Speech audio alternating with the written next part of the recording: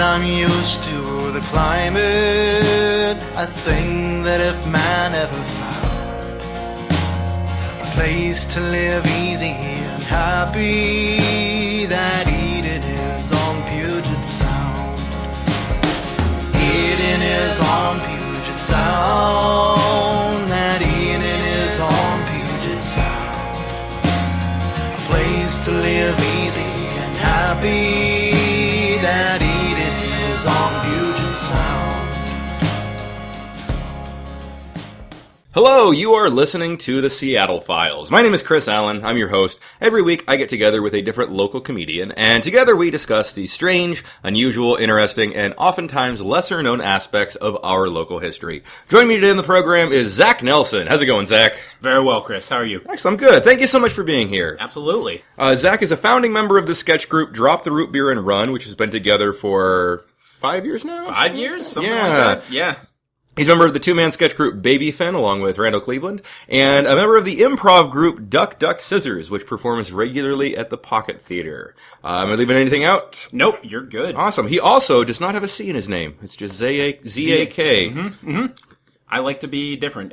Distinguished me from the 8 other Zachs that I went to kindergarten with. I feel your pain, sir. Yes. I feel your pain. Yes. Yeah. Absolutely. There's 1,000 Zachs, there's 1,000 Chris's. Yep. And I'm not going to spell my name with a Y, because that's douchey. Fair enough. Z-A-K? You can pull that off. Yeah, it's economical. It gave me a lot of sense of accomplishment when I was younger, spelling nice. my name correctly in the first try. Excellent, Yeah. excellent. Yeah. How long have you lived in the Seattle area? Most of my life, except for the 4 years I went to college in Olympia. Oh, okay. So Yes. Western Washington, your whole Western whole Washington, my whole life. Cool. Yeah. Where are you from? Where do you hail from originally? I am from Seattle as well. I grew up in Ravenna, Okay, near the Ravenna. University of Washington. Oh, nice, Yeah. nice.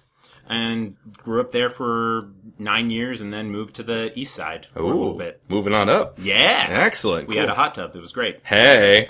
And then you went to Evergreen? Yeah, the Evergreen State College. Cool. And now you're back up here. And I'm back up here, exactly. How much do you know about local history? Not as much. I got the requisite, local history when we were, whatever the legally required local history was. Pacific Northwest Yeah, history in exactly. 8th grade? Yep. Do you remember much about that? I remember my memory just... Images in my head just say, a lot of dudes with beards chopping down trees. Yeah. And then I remember a little bit about Denny and Mercer kind of in their creation of the city, but not too much else beyond that. Okay. I remember taking that class, and as I've said on the podcast before, I don't remember anything. I don't remember one word from that class. I remember I had to take it, and I vaguely remember what the textbook looked like, but... I remember despite living in Seattle, I got a B- on the test. Oh, man, you should have just showed him your ID. Said, Yeah, I live here. I live here. How dare you? Excellent. And you have no idea what we're going to be talking about today, correct? None whatsoever. So let's get started. Okay, great. Cool. Chinese immigrants began coming to the small logging town of Seattle sometime in the early 1860s. They were generally welcomed and treated hospitably, seen as good laborers and quiet non-troublemakers. Fair enough. Okay. This is not going to bode well. We're starting with Chinese immigration in the 1860s. I'm like, this can't go well for anybody involved. It's not. No, right. Sorry. Yeah, there's a lot of fun and interesting stories. This one's going to be kind of bummer town. So just be forewarned. I'm ready. Many worked on the transcontinental railroad that terminated in Tacoma in 1873. Chinese immigrants at the time were all referred to as John. Wow. So prostitution and Chinese immigrants, Built this city. Kind of, right. yeah. John's work ethic was considered impeccable, and employers were eager to hire them, especially since they would work less than their white American counterparts. All right, yep. Can I just go back? The rail line ended in Tacoma? The original transcontinental railroad that came to the Northwest terminated in Tacoma. Interesting. In 1873. That's why there's Commencement Bay in Tacoma. That was named for the commencement of the railroad. Wow. So Seattle didn't get its own railroad until 1893. Wow. So Tacoma was supposed to be the big city on the Northwest. It was supposed to be the big Queen City. Yeah, kind of beat that drum for Tacoma. Yeah. Yeah, and look at it now. Yeah, they're still around. They're still doing it. They're so cute tucked away down there. Trying to be a real city. Yeah. Adorable. So cute. When the railroads were built, Chinese laborers flooded into West Coast cities, Seattle among them. By the mid-1880s, there were about 950 Chinese people living in Seattle, which was around 10% of the population. Wow. Economic conditions were less prosperous than they'd been in the last decade, and many began to resent John. The Chinese people. Work was scarce, and if an employer could hire a Chinese man for less than a white man, he would do so. White workers resented this, and anti-Chinese sentiment began growing on the West Coast. Wow. Okay. Which is a good thing. We've gotten rid of all racism. Yep. Thankfully, we're doing so well right now. Yep. We're enlightened. There were laws against Chinese owning land and marrying whites. Racist laws. Yeah, fair enough. Of course. In 1882, they took things a step further, and Chester A. Arthur signed into law the Chinese Exclusion Act. Ooh. The new law banned any and all laborers from China entering the United States. So is this kind of like put some jobs back in white people's hands, basically? That's kind of what it is. Yeah. It's let's keep any Chinese from coming in here to do these manual labor jobs. So white people can take them. A skilled worker could theoretically enter, but it was difficult to prove that they were not laborers and had to gain difficult to obtain certification. So it wasn't shutting off for all Chinese immigrants, but it kind of was. It was like, hey, we're not going to blatantly say that this is like just for Chinese immigrants, but it's just for Chinese immigrants. Yeah, well, it's saying this is not just against Chinese laborers, but it's more about getting all Chinese from immigrating. Well, thank goodness none of those laws have happened recently. Right, and there's no presidential candidates that are advocating something similar these days. Nope, we're good. Violation of the law could result in 10 years in prison and deportation. While white workers on the West Coast were generally happy that there would not be an increase in the size of the Chinese population that could provide cheaper competition than their services, many thought the act didn't go far enough and wanted widespread deportation of the Chinese already living here. Well, God, we've got a modern-day candidate just for them. We really do, yeah. The Seattle Call, which was the voice of labor, wrote, quote, "The two-bit conscience of the scurvy opium fiend, the treacherous almond-eyed sons of Confucius, chattering round-mouthed lepers, those yellow rascals who have infested our western country, the rat-eating Chinamen." Wow. Sounds like an early Captain America comic book. Yeah. Oh, man. Yeah, it's super. I mean, all the racism is so much more out in the open, and it's still around, but you wouldn't necessarily read that in a mainstream newspaper these days. It's so crazy that it was just like, I mean, not crazy, but it's just bold print, like right there. People were like, "Hey, this is what I think, and I'm going to use all of these terms just in plain language." Not the little code words that we use these days, like voter ID laws and... It's almost more insidious, though, when it's encoded, I feel like. Yeah. Anyway. The Seattle Methodist Episcopal Ministers Association went on record saying the anti-Chinese rhetoric was cruel, brutal, un-American, and un-Christian. Violence began springing up around the country. In Rock Springs, Wyoming, miners attacked a group of Chinese workers and chased them out of town, killing 9 men and 2 women. Ooh. A few days later, a group went into the World Brothers Hop Ranch in the Squaw Valley just outside of Seattle. They shot at random into the tents, killing 3 of the 35 Chinese workers. The rest fled, and the mob burned down the camp. Whew. So a lot of violent action and a lot of anti-Chinese sentiment that's now being put into motion. Once again, I feel like Donald Trump is really the man to really get behind this plan. Make America great again. Make America great again. This is the America he's talking about. Yep. Perfect. In the cities, white laborers demanded that the Chinese be expelled. Police protection was sought, but police sided with the whites. Of course they did. Dan Cronin was an organizer for the Knights of Labor. He came to the Northwest by way of California and used his skills as a propagandist to drum up anti-Chinese sentiment. He would use inflammatory rhetoric to alienate moderates and then use the lack of support from the moderates to further rile up the radicals. Something tells me he's really patting himself on the back if he's saying drum up anti-Chinese sentiment. That's what he's trying to do. That is his stated mission, to try to use this propaganda to get anti-Chinese sentiment more into the forefront. But these people are already riled up enough. People are already pretty riled up, yeah. But it's really he's getting the radicals all angry, and then saying the moderates, they're not on our side. We need to get angrier. Oh my God! It's really smart and evil tactic. It's a Yes. really fucked up thing to do. Yeah. But it's smart. It's very, very smart. Whew. He created a secret organization called the Committee of Nine. Okay. He would recruit 9 members and have them form one cell of the group. It was then each individual's responsibility to recruit 9 more members and form their own autonomous cell, who in turn would each recruit 9 more members. Oh, it's like a racist pyramid scheme. Yeah, really, yeah. The whole affair was very cloak and dagger with ritual secrecy and loyalty oaths. Wow, is this going to be like the Ku Klux Klan mixed with like the Illuminati?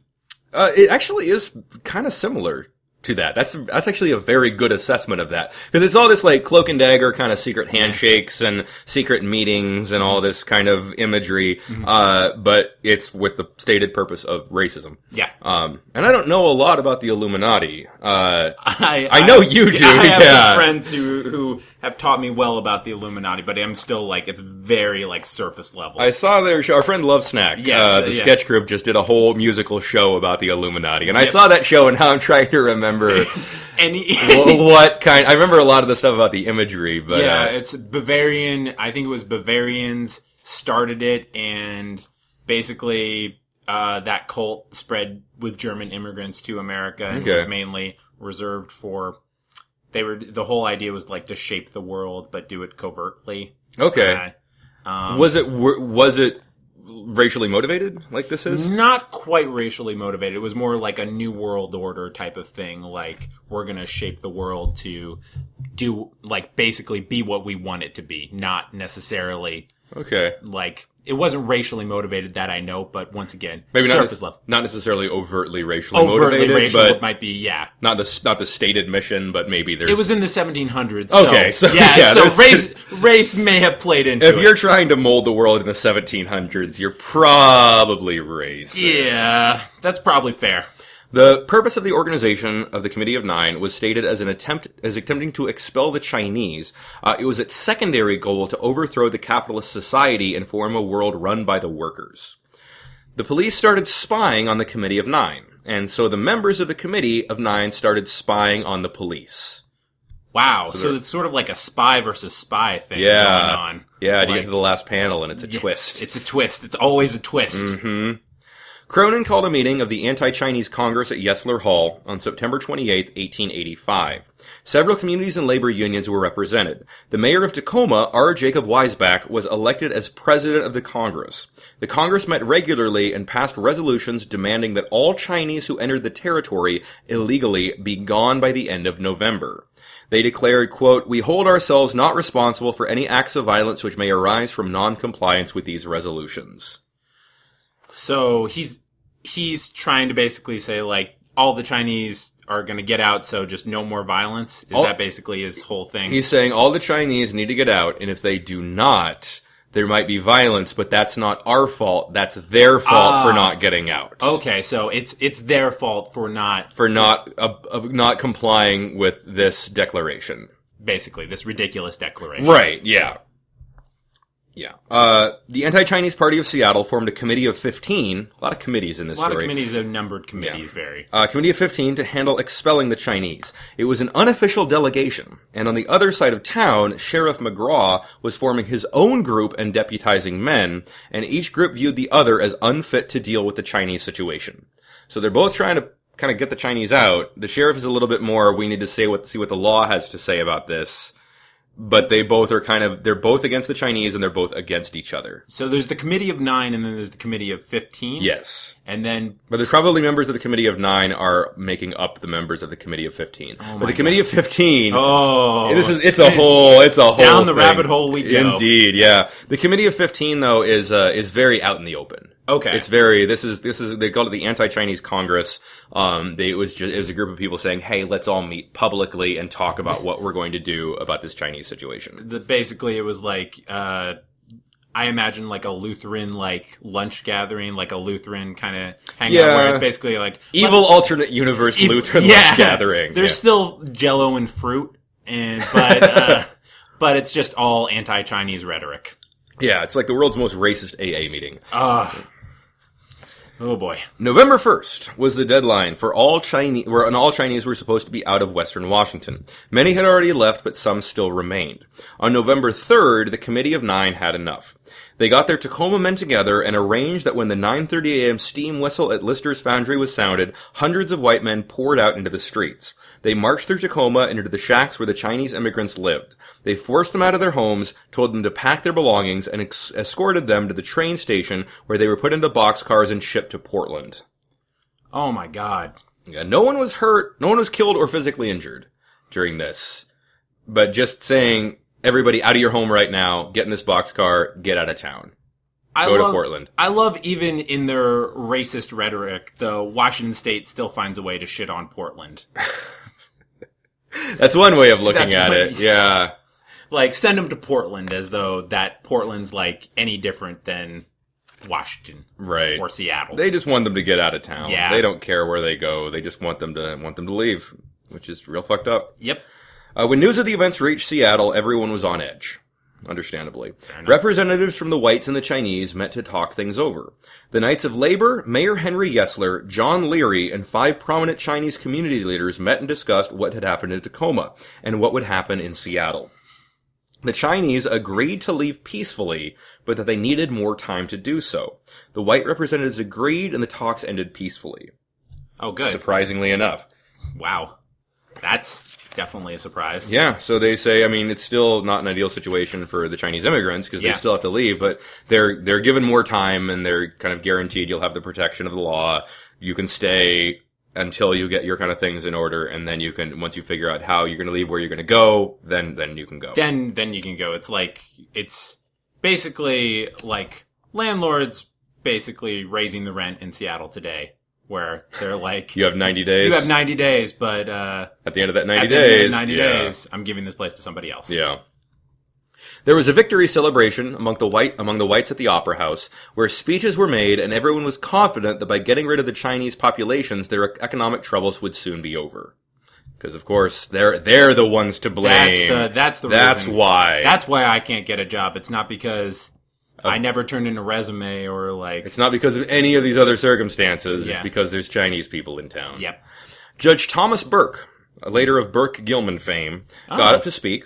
He was not joining in the revelry of expelling the Chinese. He said, quote, "We are all agreed that the time has come when a new treaty should be made with China restricting Chinese immigration to this country. But the lawless action of irresponsible persons from outside, the people of this city are called upon to decide whether this shall be brought about in a lawful and orderly manner or by defiantly trampling on the laws, treaties, and constitutions of our country.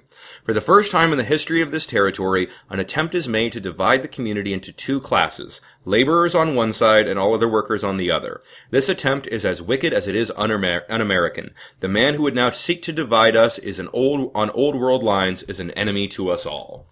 Also, let's build the trail. Yeah, also let's build a trail. Also, we need to connect all of Seattle with the trail, by the way. By the way, that's just a footnote. He didn't quite get to that at the end. Yeah. He got cut off before he got to that. He did get cut off. He was booed off the stage. Yeah, but go Thomas Burke, standing up for saying, okay, we should have some kind of immigration restriction, but this is not... What you guys are doing is super fucked up. Yeah, like, don't burn people's tents and, like, run them out of town with pitchforks. Right. Mm-hmm. We're people. Yeah. Yeah. If anything, the speech seemed to fire up the crowd even more and strengthen their resolve. So they booed him off stage, and just like Cronin was doing before, use the moderates' disapproval as a way to fire up the radicals. Yeah. It's a really interesting strategy. One that's still employed today. Oh, yes. Yeah. There was a great deal of concern that the white laboring men of Seattle would not wait and give the Chinese time they'd been granted to leave the area. The next day, 350 soldiers were deployed to Seattle to preserve order. George Venerable Smith and 16 other men were arrested for trying to deprive the Chinese of their rights. Smith said it was, quote, "an attack upon free speech, upon the rights of labor, upon every man who earns his living not by speculation and plunder, but by the sweat of his brow." So they're just saying, like, hey, we're all here to work, let's everybody have a chance. Well, George Venerable Smith is trying to get the Chinese to leave. He's harassing them. And by saying, stop harassing those people, he's saying, hey, this is an attack on me. This is an attack on white men. This is an attack on laborers. Interesting. It's another. I mean, we see that argument today being rebranded, especially with the quote unquote religious freedom laws that are being passed. I'm going to deprive services to these people, but that's a restriction on my freedom, saying that I can't deny services to these people. He's harassing these people. He's saying, hey, I should be able to harass these people if I want. This is an infringement upon my rights as a white man. Yes, the old rights as a white man. Yeah. Man, this is super interesting. Like, I'm not Chinese, but I am a quarter Japanese, so... Oh, are you? I didn't know that. Like, my grandmother grew up in New Jersey, of all places, in the 1940s, so... Oh, wow. Interesting. Oh, wow. Yeah. Okay. Yep. That's so you must have a lot of stories and history in your family. Very, very interesting. Of exclusion and internment and... There's actually, I have never been told that I didn't really ask that, but I'm told that my grandmother was not actually interred because she was on the East Coast. Right, and they didn't... They didn't. I'm under the impression that internment or my family didn't have to deal with internment, thankfully. But I have heard of people that were out here, Japanese families that were out here, that were able to successfully get to New York, which was outside of the internment areas. Okay. So I don't know where the specific lines are. I don't know where the dividers are for that. But that was just an interesting thing because I've heard some stories. So this is I'll bet this is allegory. Anyway, so 350 soldiers are deployed to Seattle to protect the Chinese, but the soldiers arrived and forced protection money out of them. Or some simply beat any Asian man they saw on the streets. Oh, lovely. So these are the soldiers that are sent to protect and stop this angry mob from kicking everyone out. But they come and they say, well, if you want our protection, you gotta pay. Are these the same dudes who were on, like, that island with the pig on it? Oh, the pig war? The pig war. The pig war? No, this is different people. This is around the same time, though. This is a little bit later than that. They seem to have the basic disposition. The standoff is still happening in the San Juans at this point, actually. It's not violent, there's no violence happening, there's no real imminent threat of war, but both soldiers are still kind of occupying San Juan during this time.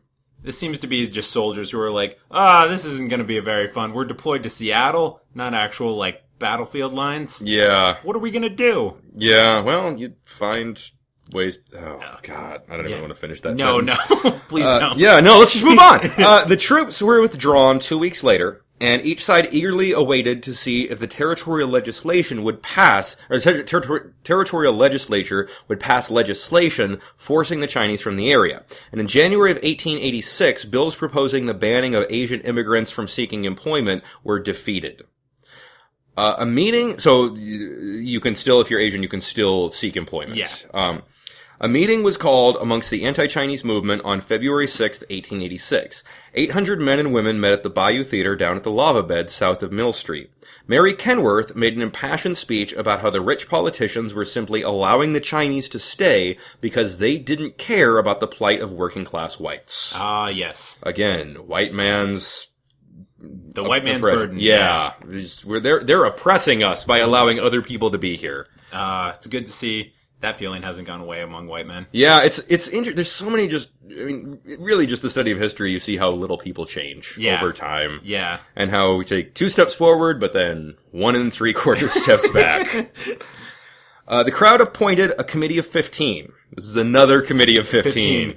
What? Yeah. They really like 15, apparently. It seems like a good number. Apparently. It's enough where you have a lot of heads putting together, but not so much that it becomes unruly, I suppose. Tell you what, you want to get rid of Chinese people, apparently a committee of 15 is the way to do it. Well, we'll see. We'll see if it's successful. All right. The plan was to go into the Chinese district the following day and do forced inspections of the homes.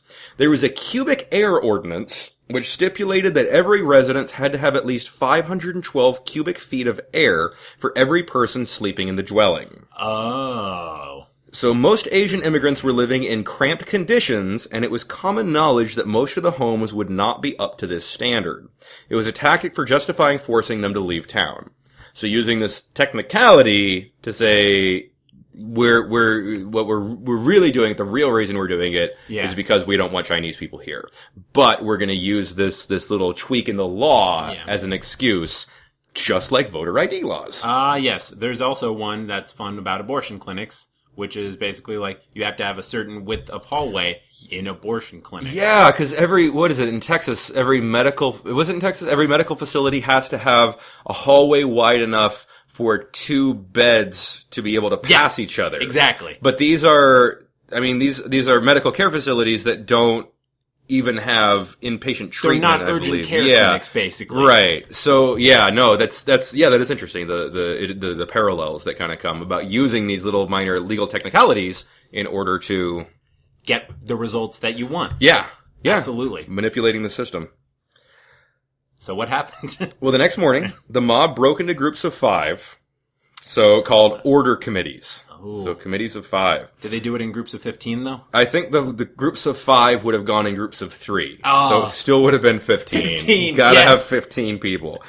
The order committees would force their way into a dwelling, and upon observing the conditions, tell the residents that if they wanted to avoid trouble, they would go into the docks and get on the steamer Queen of the Pacific, which would take them to San Francisco. Okay. Again, just get out. Get out. If we don't care where you go, just get out. Once they agreed, the crowd outside would rush in and help them carry all their belongings down to the dock. So they would go in, say, okay, we done measurements of your home. You don't have enough cubic feet of air for the people living in here. These people are going to come in. They're going to help you get all your stuff. Yeah. We're going to carry it into the dock, and you're going to San Francisco right now. Yeah, come on. Get on the boat. Mm-hmm. The operation was going exactly according to plan. There were far more white mob members than there were Chinese, and so they had little choice but to go along with it. Larger crowds started to gather and watch the spectacle. At 10:30, fire bells and church bells rang, signaling for the sheriff and his deputies to assemble. They went down to the Chinese district and attempted to confront the mob and stop them from this illegal activity. But they were too severely outnumbered, and the mob ignored them and their orders to disperse. Wow. So the sheriff's coming down and saying, you guys can't do this, and they say, fuck you, we outnumber you. What was the police force in Seattle like at this point? More men would have been deputized during this period of time, but I'm not really sure. Around this time, there's probably around, this is 1880, mid-1880s, so probably around 15 to 20,000 people in Seattle at this point. Yeah. But I don't know how big the police force would have been. Yeah. That would be an interesting thing, because I'm imagining, like one sheriff and, 3 deputies, and just, basically them just standing in front of, But even today, is police enforcement, it's something like 1 police officer for every couple of hundred people in Seattle. So, I mean, really, if there was an uprising, then... Yeah. The police are always going to be outnumbered. Yeah, absolutely. You just count on people to obey the social contract. Right, and I think most people do. Yeah. So 300 Chinese individuals and their possessions, and all of their possessions were on the waterfront waiting to board the steamer Queen of the Pacific. Jack Alexander, the captain of the steamer, refused to allow them on board until they paid the fare, which was $7 per person. Wow. But few had enough money for a ticket. So the mob went through the crowd seeking donations and got about 100 people on board. So they got about $700 collected to get these people on board. Mary Kenworth presented Captain Alexander with a note assuring future payment if he were to take the passengers today. That worked for him, and he accepted the note, but before he was able to disembark, he was stopped. He was presented with a writ of habeas corpus. A Chinese merchant had gone to Judge Green and protested that his countrymen were being detained illegally.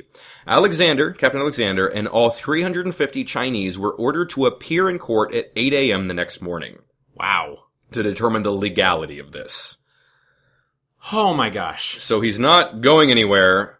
Everybody on board has to now disembark after they've been rounded up in the morning, kicked out of their home, taken out of the docks, forced on this ship. Now they're being forced off the ship while they wait to see what happens. Good Lord. Yeah. This is a fucking mess. It is, yeah. We think of Seattle as this liberal bastion, but oh man, this is a fucked up situation. Yeah. All in all. For a minute, I thought you said letters of marque, which I was like, oh, he's gonna be a privateer? But then you said habeas corpus, and I was I was like, why would they give him privateer letter? Is he going to go rob Spanish galleon ships now? Is that what's it called? Letter of marque. Oh, I don't know a lot about privateers.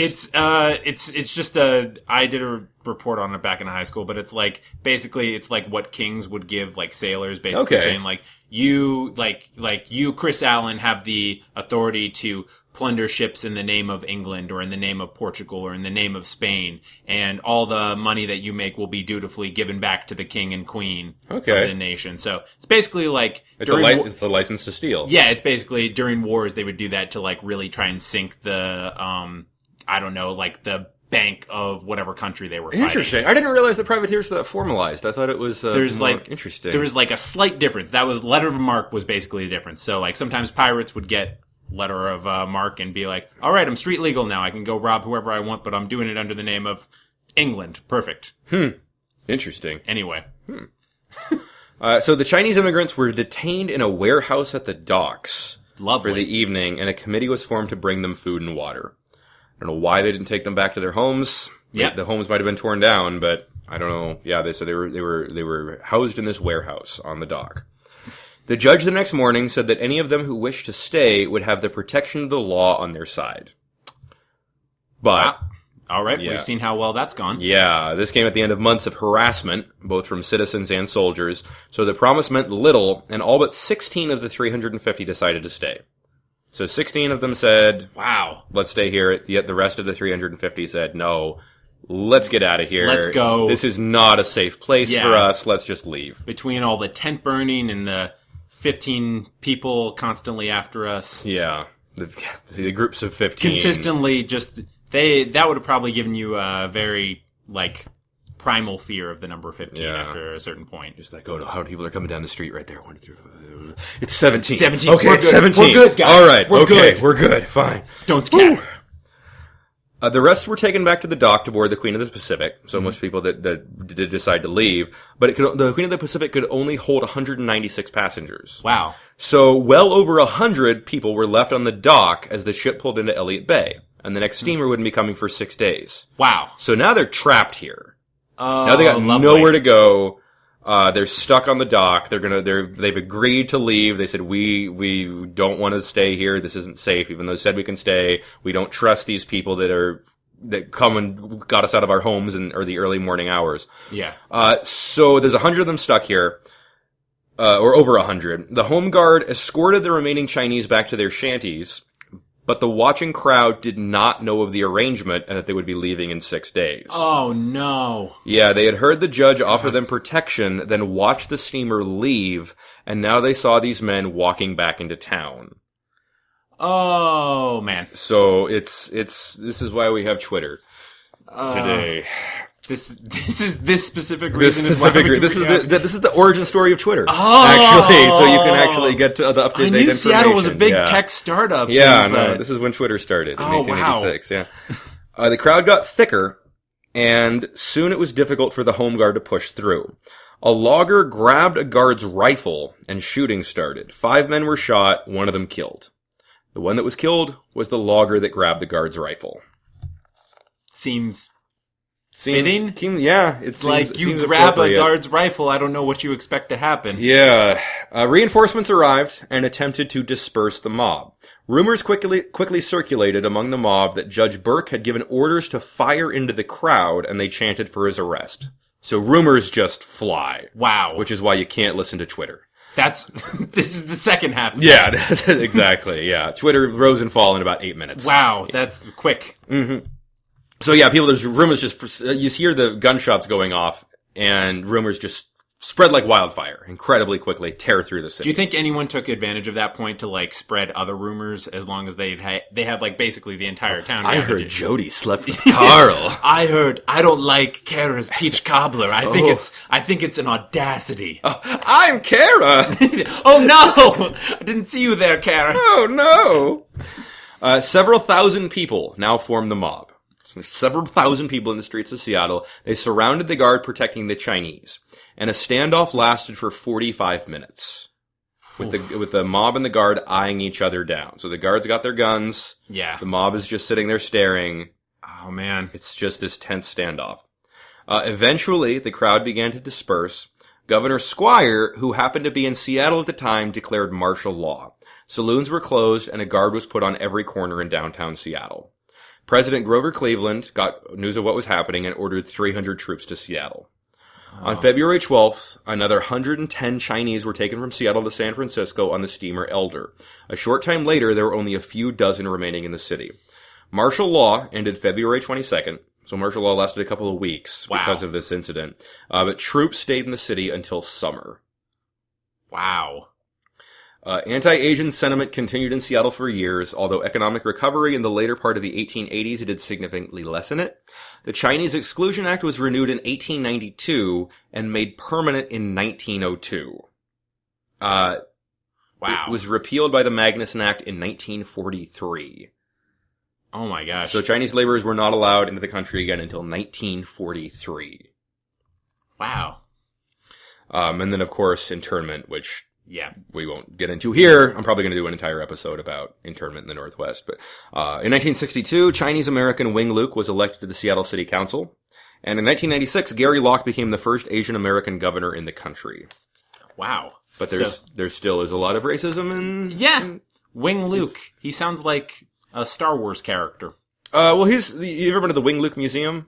No, I haven't. It's pretty cool. Yeah, they just did a big Bruce Lee exhibit, but that's who that's named after. Oh, okay. He was the first Asian American city council member. Oh, okay. In Seattle. Very cool. Mm-hmm. Very cool. Wow. Yeah, and those are the Chinese riots. Wow. Martial law. Martial law for weeks. For weeks.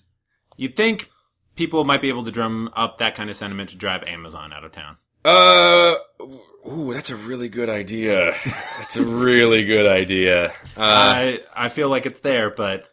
yeah, that's true before they outnumber everybody else, because it's happening. That time is coming. Slowly but surely. Oh, man. But that would be, I don't know, that would be different, because this was unjust, and that would be great. Yeah. If we could drive Amazon out of town. I don't want violence. No violence. But we slowly, rent control rent control the properties in the area. We just go and say, how now your rent is up 300%. Yeah. How you like it now, Bezos? How you like it now? Take away their artisanal coffee shops and yeah. I don't know what else I could take away from them. Maybe their zip cars. Anybody that for the services that they use, all the Uber drivers and food service workers and stuff like that have to also make a living wage in Seattle, or have to make as much as they're making right now. Oh man.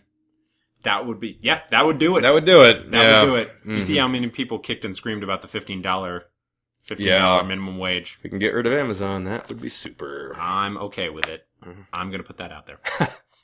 Well, thank you for listening to the Seattle Files. Thank you so much, Zach, for being here. Yeah, absolutely. It was a pleasure. Excellent. Like us on Facebook, subscribe, and rate the show in iTunes. Leave a review in iTunes if you can. We're also on Twitter at the Seattle Files. If you have a topic suggestion that you would like to hear an episode about, shoot me an email at theseattlefiles@gmail.com. We also have some live appearances coming up. July 14th, I'll be doing a show live at Central Cinema. We're going to be doing a live episode on Northwest cryptozoology, and then doing live audio commentary on Harry and the Hendersons. It's going to be a lot of fun. The guests for that show will be Nancy Guppy, Doug Willott, and Allison Lurs. So come check that out. It's July 14th. It's a Thursday night. Going to be a lot of fun. Also, we're going to be at Bumbershoot this year. Get your tickets. I'm not sure what day or what spot as of this recording, but I think we're going to be on the Words and Ideas stage.